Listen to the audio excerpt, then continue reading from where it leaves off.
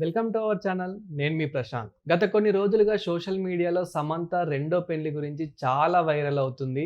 Samantha and director Raj నిజంగానే మరి పెళ్లి చేసుకోబోతున్నారా అనే విషయాలు అయితే తెలుసుకుందాం. దీని గురించి అయితే మాట్లాడేందుకు ప్రస్తుతం మనతో పాటు సీనియర్ జర్నలిస్ట్ జయదేవ్ గారు ఉన్నారు. నమస్తే అండి. నమస్తే.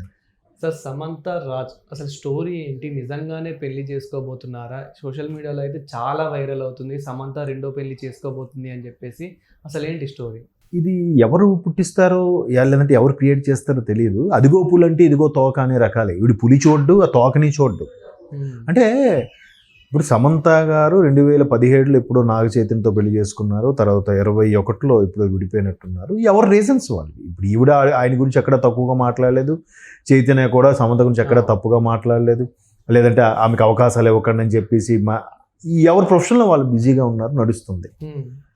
సో ఆయన ఇంకో పెళ్లి కూడా చేసేసుకున్నాడు. సో ఈమె ఇష్టం, అది ఈమె చేసుకోవాలా లేదనేది ఈమె ఇష్టం. నచ్చారో నచ్చలేదో, లేదంటే ఇంకా పాత జ్ఞాపకాల్లో ఉండిపోయి ఉండొచ్చు అని ఎందుకు అంటున్నానంటే కొన్ని పెట్టారు ఆవిడ. చాలా కాస్ట్లీ గిఫ్ట్లు ఇచ్చాను, అవన్నీ కోల్పోయానని. లేదంటే ఒకసారి తను పెంచుకున్న కుక్క గురించి, ఇది చూపించే ప్రేమ ఇంకెవరూ చూపించలేరు, అనవసరంగా ఎవరెవరి మీద చూపించాను అన్నట్టుగా రకరకాల. అంటే ఇంకా ఇది చైతన్యను వాళ్ళు దృష్టిలో పెట్టుకునే కామెంట్ చేసిందేమో. అట్లా ఆమె ఏదో ఒక వ్యాధితో కూడా బాధపడిందని, తర్వాత సద్గురువు దగ్గరికి వెళ్తే సెటరేట్ అయిందని.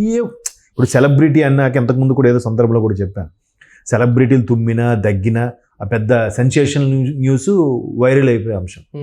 సో ఈ మధ్యకాలంలో ఈ మధ్యకాలంలో కాదు, గత కొన్నేళ్లుగా ఫ్యామిలీ మెన్ సిరీస్ మనోజ్ వాజ్పేయితో రాజ్ అండ్ డీకే, మన తెలుగు వాళ్ళిద్దరు, మీకు తెలుసో తెలియదు, ఇద్దరు దర్శకులు కూడా ఒక్కొక్క వెబ్ సిరీస్లో ఒక్కొక్క సిరీస్కి ఒక్కొక్కరు డైరెక్ట్ చేశారు. కొన్నిసార్లు ఇద్దరు కలిసి చేశారు. రాజు నిడుమూరు అని ఒక ఆయన, డీకే అని ఒక ఆయన ఉంటాడు. ఆ తర్వాత ఫ్యామిలీ మెన్ 2 సిరీస్కి ఇదే తీవ్రవాద టెర్రరిస్ట్ని ఎల్టీటీఈ వాళ్ళతో ముడిపెట్టి చేసిందంటూ ఎల్టీటీఈ తీవ్రవాదిగా సమంత గారు యాక్ట్ చేశారు. సో అది ఎంత హిట్ అయిందో అందరికీ తెలుసు. ఆ తర్వాత మన రీసెంట్గా లాస్ట్ ఇయర్ ఎప్పుడో సిటాడెల్ అని తీశారు, ఇదే సిరీస్ వాళ్ళు.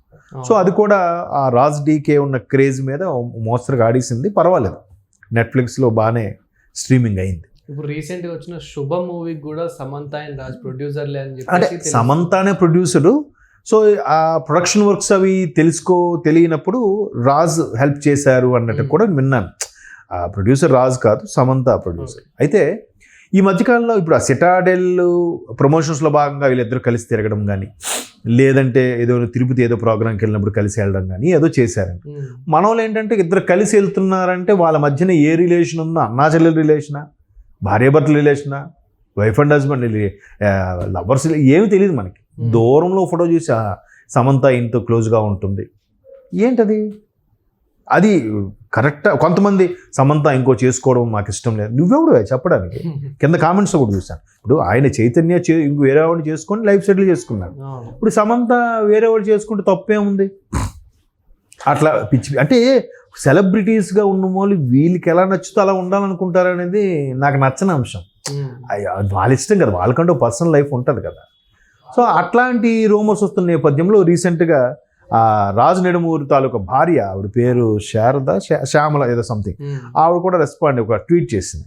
నా భర్త అలాంటి వాడేం కాదు అంటే, రాజు నెడుమూరుకి ఆల్రెడీ పెళ్ళి అయింది, పిల్లలు ఉన్నారో లేదో నాకు తెలియదు కానీ. సో ఆవిడ ఏంటంటే, మా మీద ఇట్లా రూమర్స్ ఇవి చేసేవాళ్ళు, నన్ను నమ్మేవాళ్ళు, నన్ను ఇదిగా తీసుకునే వాళ్ళు ఇట్లాంటివి నమ్మరు అనే ఉద్దేశంలో ఒక స్టేట్మెంట్ ఇచ్చారు ఆవిడ.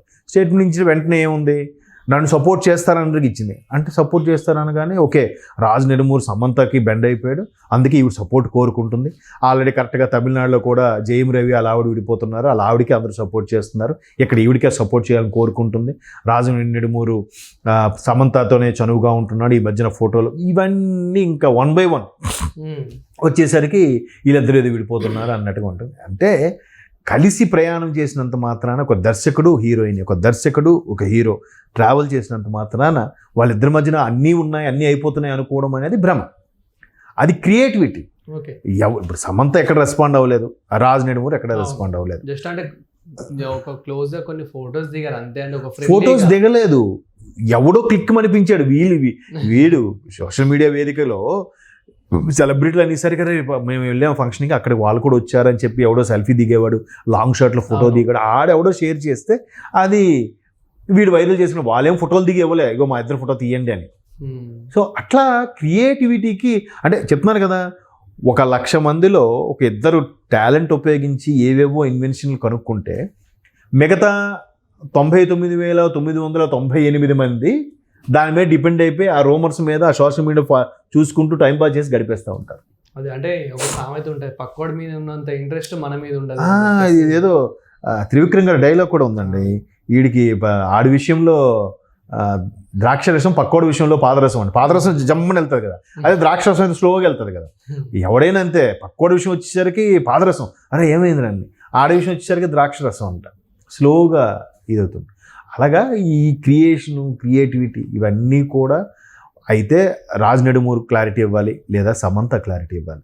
వాళ్ళెవ్వరూ లేదు, అతని భార్య, రాజ్ నెడుమూరు భార్య శ్యామల ఎవరు ఆవిడైనా చెప్పాలి. ఆవిడ ఈ మధ్యన ఒక పోస్ట్ పెట్టింది, చెప్పాను కదా, అట్లా పెట్టినప్పుడు ఈవిడ ఆ దృష్టిలో పెట్టుకొని మాట్లాడిందేమో, అందువల్ల అందేమో, నువ్వే ఆవిడ చాలా తెలివిగా పెట్టింది అది. ఇప్పుడు ఇంతకుముందు సమంత కూడా నేను కాస్ట్లీ గిఫ్ట్లు ఇచ్చాను అవన్నీ కోల్పోయానంది. ఎవరికి ఇచ్చావంటే చైతూకి ఇచ్చి ఉంటుంది, ఇంకెవరికైనా ఇచ్చి ఉండొచ్చు కదా. మధ్యలో చైతూతో అలాగా విడిపోయిన తర్వాత ఇంకెవరికో ఇవ్వడం వల్ల వాళ్ళతో నష్టపోయి వచ్చాము, తెలియదు కదా. ఆమె పేరు ఎక్కడ చెప్పలేదు, ఇది చైతూనే అని నువ్వెలా అనుకుంటావు. ఆయన అయితే అక్కడ ఒక వాట్సాప్ అదే ఒక స్టేటస్ పెట్టాడు, ఎక్స్లో పోస్ట్ పెట్టాడు, ఏమీ పెట్టాడు. ఆయన లైఫ్, ఆయన పర్సనల్ లైఫ్ అలాగే ఉంటుంది, ఎక్కడ కనపడ్డాం. బై బర్త్ గోల్డ్ స్పూన్తో పుట్టాడు, మహానుభావుడు, ఏఎన్ఆర్కి మనవుడు కదా, క్లిక్ అయ్యాడు కదా. ఇప్పుడు అఖిల్కి సూపర్ హిట్స్ సరిగ్గా రావట్లేదు, కానీ ఈయనకి మొన్న రీసెంట్గా తండేలు మంచి హిట్ కొట్టాడు. అలాగా ఒక్కొక్కరు ఎవరి కెరియర్ ఎవరి తంటాల పడుతుంటే వీళ్ళు ఈ మధ్యలో గుచ్చుతున్నట్టుగా, పుండి మీద కారం జల్లినట్టుగా వీళ్ళకి అలవాటు అయిపోయింది. రీసెంట్గా ఎన్టీఆర్ గారి గురించి చూడండి, ఆయన ఎంత సూపర్ స్టార్, ఆయన పుట్టుక మీద ఆయన ముస్లిం అని, అతని తల్లి ఒక ముస్లిం అని, ఇవన్నీ అవసరమా? సో అంటే రాజ్ని కాకపోయినా కానీ వేరే వాళ్ళని రెండో పెళ్లి చేసుకునే అవకాశం ఏమైనా ఉంది అంటారా సమంత గారు? ఆమెకి ఇండైరెక్ట్గా కొన్ని ఇంటర్వ్యూస్లో అడిగినప్పుడు కూడా ఇట్లాంటి సందర్భం ఆవిడ ఎక్కడ చెప్పలేదు, స్కిప్ అయిపోయారు. ఈవెన్ ఐఫా అవార్డ్స్కి వచ్చినప్పుడు కూడా ఆవికి బెస్ట్ యాక్ట్రెస్ అవార్డు ఏదో వస్తే రానా హాయ్ సిస్టర్ అనాలా, ఫ్రెండ్ అనాలా, కజిన్ అనాలా అని అన్నాడు. అంటే రానా అటువైపు వెళ్ళొద్దు అనేసి. ఆమెకి ఇష్టం లేదు ఆ టాపిక్ ఎత్తడం. చైతూకి భార్యగా ఉన్నప్పుడైతే రానాకి సిస్టర్ అవుతుంది వరుసకి, ఎందుకంటే చైతూ రానా కజిన్స్ కాబట్టి, మేనత్త మేనమామ పిల్లలు కాబట్టి. సో ఇప్పుడు అది లేదు కాబట్టి అది ఎందుకులే అని చెప్పి లైట్ తీసుకుంది. జనరల్గా ఎవరైనా అంటారు ఇప్పుడేంటి సమంత అకినేని అనాలా, లేదంటే సమంత రూత్ ప్రభు అనాలా అని కూడా చాలామంది కామెంట్స్ చేశారు. ఆమె ఇప్పటికే డిప్రెషన్, ఇప్పుడు ఇద్దరు విడిపోయినప్పుడు ఒకరికి కంప్లీట్గా ఎందుకులే, మంచిగా ఉన్నప్పుడు విడిపోతే బెటర్ అనిపిస్తుంది. ఇంకొంతమందికి అయ్యో ఏముంది సర్దుకుపోతే పోలే అనిపిస్తుంది. మేబీ ఆయన మంచిగా ఉన్నప్పుడే విడిపోదాం ఎందుకులే అని అన్నాడేమో. ఈమె మేబీ ఎన్నైనా సర్దుకుపోదామని మనస్తత్వం ఏమికుందేమో. అందరికి అలా ఉండాలని లేదు కదా. డిప్రెషన్లకి వెళ్ళి, ఆ బాధలకి వెళ్ళి ఇంకా బయట పడకపోవచ్చు. కొంతమందికి నెల పట్టొచ్చు, కొంతమందికి సంవత్సరాలు పట్టొచ్చు, కొంతమంది ఇమీడియట్గా మర్చిపోతారు.